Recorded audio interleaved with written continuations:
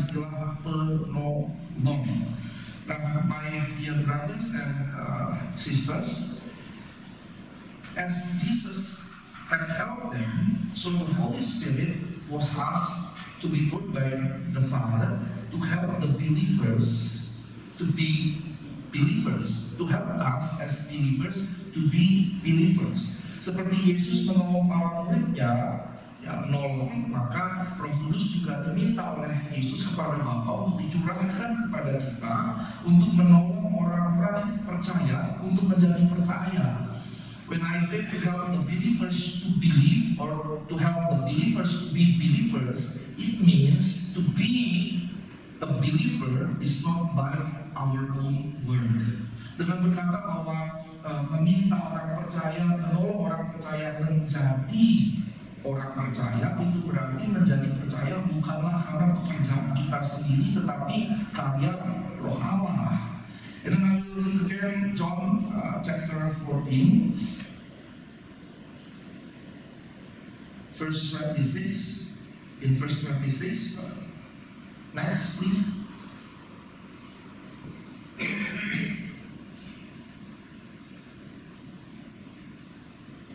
But the Helper, the Holy Spirit, whom the Father will send in my name, He will teach you all things and bring to your remembrance all things that I said to you. The second part of my sermon today, it is shown that the Holy Spirit, which is named as Helper, the Father that has sent to us in Jesus' name, He will teach you. Not just He will teach you, He will teach you all things. And then bring to your remembrance all things that I said to you. So this is a one sentence actually. So since this is a one sentence, it should be understood as one sentence, which means that all that Jesus had taught, which is written in the Bible, we can only understand if the Holy Spirit help us to understand.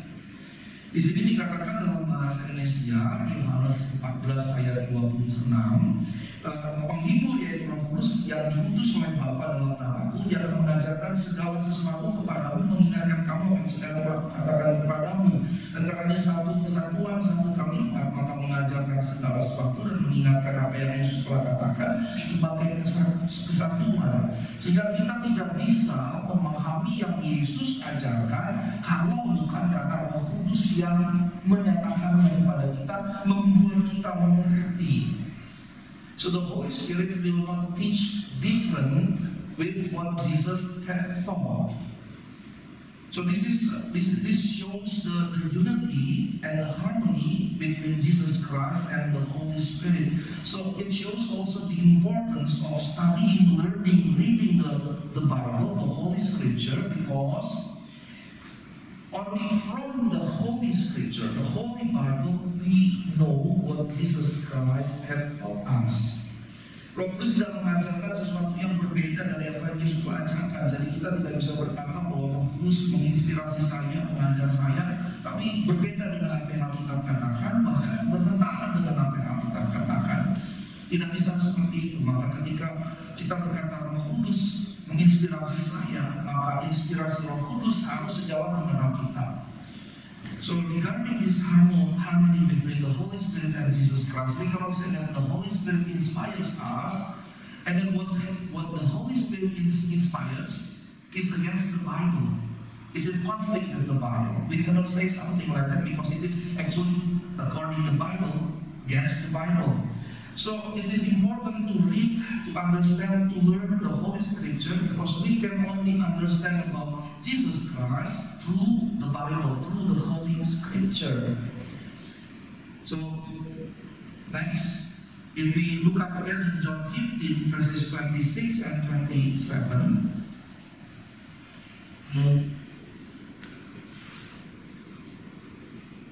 John 15, 26, 27.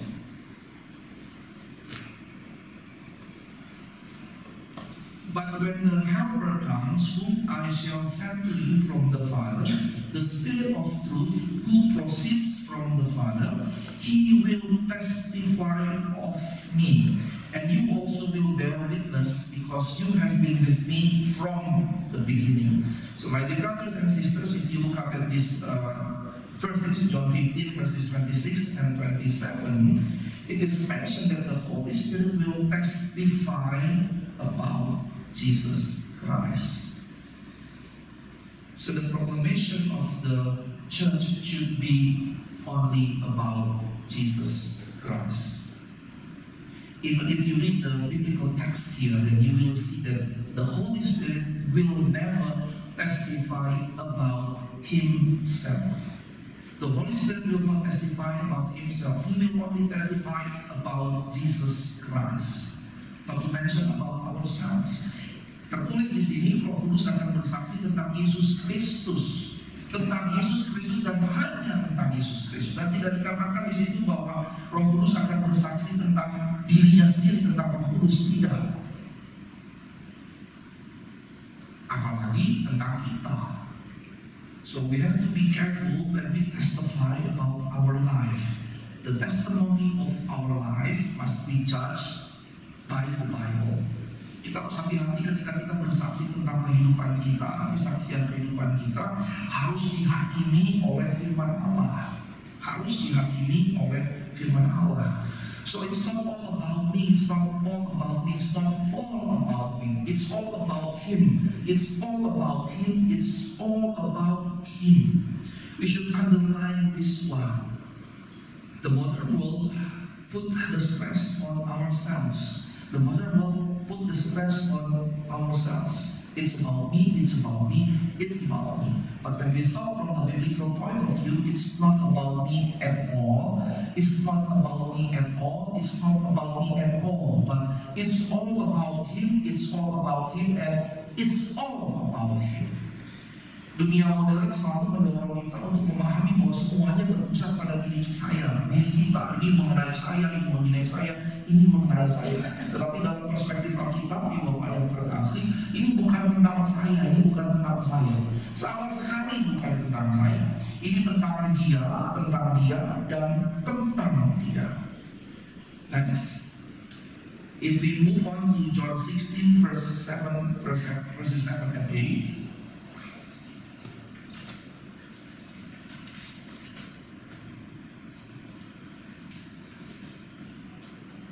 Nevertheless, I tell you the truth. It is to your advantage that I go away. For if I do not go away, the Helper will not come to you. But if I depart, I will send him to you. And when he has come, he will convict the world of sin, and of the righteousness, and of judgment. If we see these biblical verses from John 16 verses 7 and 8, it explains the ascension of Jesus Christ as also the pouring of the Holy Spirit. Like 10 days ago, in Ascension Day celebration in one of the Indonesian church, Gereja Kristen Pasundan, because it is interactive worship service, and appeared one man asked me, Pastor, why did Jesus need to ascend to heaven?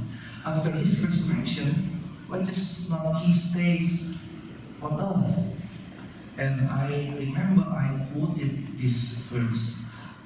Answering him, I said, if he did not ascend to heaven, then the Holy Spirit would not be poured upon us. If he did not ascend to heaven, because he is a man forever, his manhood will make him stay on one place. And if he stays, someone is outside. If he stays in Jerusalem, then we cannot worship him here. We should go to Jerusalem. So it stays like the Jewish religion. He needs to go up to the heaven, because afterward the Holy Spirit is poured upon us, so we can celebrate, we can have the Holy Spirit, we can worship God everywhere, at all times, even at the same time and everywhere. Sebulan yang lalu hari kenaikan, saya khotbah di Gereja Kristen Pasundan, karena interaktif, seorang bapak bertanya kepada saya, Pak Pendeta, mengapa Yesus harus naik? Dan saya ingat saya mengutip ayat ini, karena dia naik maka kemudian Roh Kudus turun. Dan di sini katakan kalau saya tidak naik, Roh Kudus tidak akan diberikan kepadamu. Dan karena kemanusiaan dan keilahian Yesus telah dua hakikat yang melekat selama-lamanya, maka dalam kondisi kemanusiaan kalau dia tidak naik, dia hanya bisa di satu tempat, yaitu Yerusalem, karena kemanusiaannya berlaku selama-lamanya. Kalau kita katakan waktu dia naik dia berhenti jadi manusia, Allah sudah dinyatakan tidak sekte di awal-awal abad. Maka dia harus naik supaya Roh Kudus turun, dan Roh Kudus turun menyatukan kita sebagai gereja satu tubuh Kristus. Kita bisa menyembah Allah di mana pun kita berada, bahkan pada saat yang bersamaan, dan dia hadir di mana-mana, di mana pun kita beribadah. And then he said here, and when he has come, he will convict the world of sin and righteousness and of judgment. And first time of sin because they do not believe in me, of righteousness because I go to my Father and you see me no more, of judgment because the ruler of this world is judged. It is mentioned here when the Holy Spirit has come, he will convict the world with sin, righteousness and judgment. So the celebration of the day of Pentecost since 2,000 years ago, up until now, up until the second coming of the Lord Jesus Christ, should conduct these three: convict the world of sin, and of righteousness, and of judgment. Menurut teks ini, Bapak yang terkasih, Roh Kudus datang akan menghakimi dunia akan dosa, kebenaran, dan penghakiman. Dalam bahasa Indonesia menginsafkan, dalam bahasa Inggris judge, dan memang lebih tepat judge sebetulnya. In other words, the Holy Spirit, the true Holy Spirit, if we say the Holy Spirit works in our church, works in our life, the Holy Spirit will point about these three things: sin, truth, and judgment. We cannot say that we have the Holy Spirit but we still live and commit sins. Dengan kata lain, Bapak yang terkasih, Roh Kudus akan mengerjakan ini, menyadarkan kita akan dosa, kebenaran, penghakiman. Kalau kemudian kita berkata di gereja kita ada Roh Kudus, dalam diri kita ada Roh Kudus, tapi kita masih melakukan dosa, hidup dalam dosa, maka sebetulnya kita berdusta terhadap diri kita sendiri. So the center of the truth is the understanding about God, that we feel Himself in Christ and His Word. Next slide berikutnya. Now we go to Galatians chapter 5 verse 25. I will read it in English.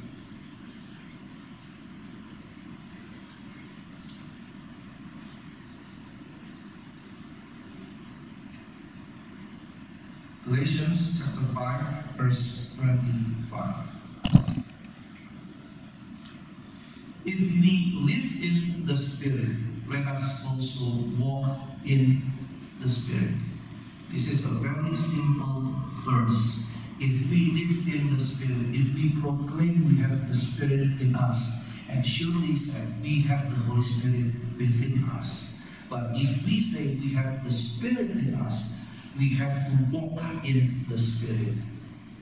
So it's like the jure de facto. The jure speaking, we have the Spirit because in Ephesians chapter 1 verses 13 and 14, it is mentioned there that if you believe in Jesus Christ, the Holy Spirit is already in you as a stamp for that what you will receive in eternity.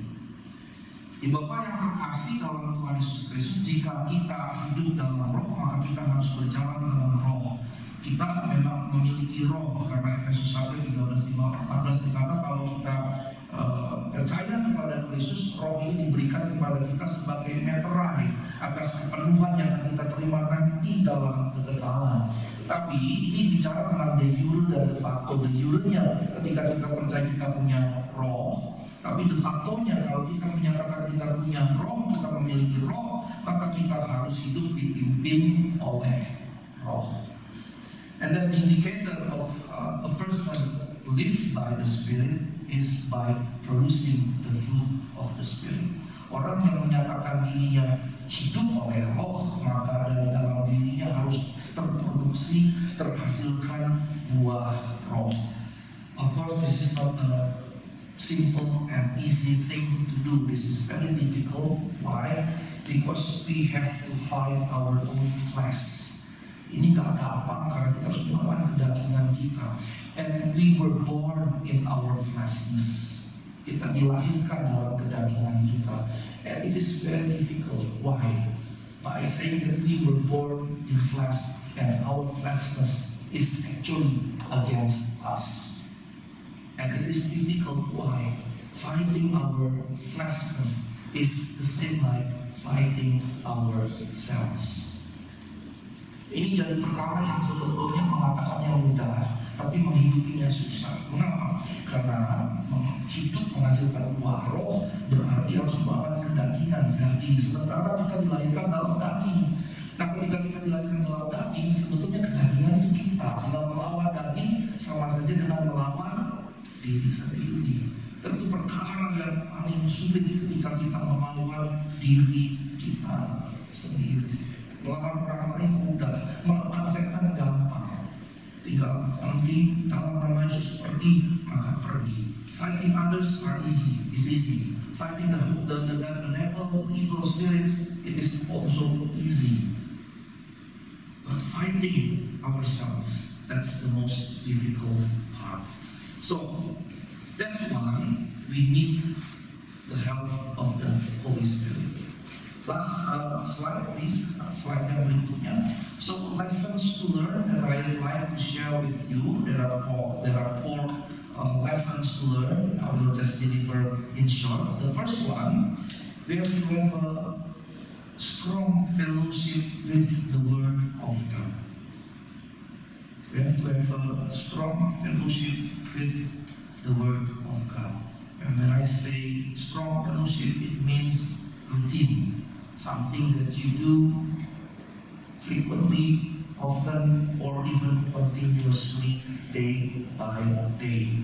So what? So we know what God's will on our life, and that's that the Holy Spirit has the ground to remind us. Yang pertama yang kita pelajari adalah bersekutu erat dengan firman Tuhan. Mengapa bersekutu erat dengan firman Tuhan? Karena firman Tuhan adalah kehendak Allah. Dan ketika kita bersekutu dengan firman Tuhan, maka Roh Kudus punya dasar untuk mengingatkan. But if we don't have the fellowship with the Holy Spirit, with the Word of God, how the Holy Spirit will remind the Word of God? Kalau kita tidak bersekutu dengan firman Allah, lalu bagaimana Roh Kudus bisa menjalankan peran yang mengingatkan firman Allah? Karena tadi kan dikatakan bahwa Roh Kudus akan mengajarkan segala sesuatu dan mengingatkan apa yang Yesus telah ajarkan. If we don't read the Bible in a daily basis continuously, how would the Holy Spirit will remind? Because it is mentioned before that the Holy Spirit will teach you everything and will remind you of the words of Jesus Christ. But how would the Holy Spirit will work that in us if we don't read the Holy Bible continuously? And the second one, we have to bring our struggles to God. We have to bring our struggles to God.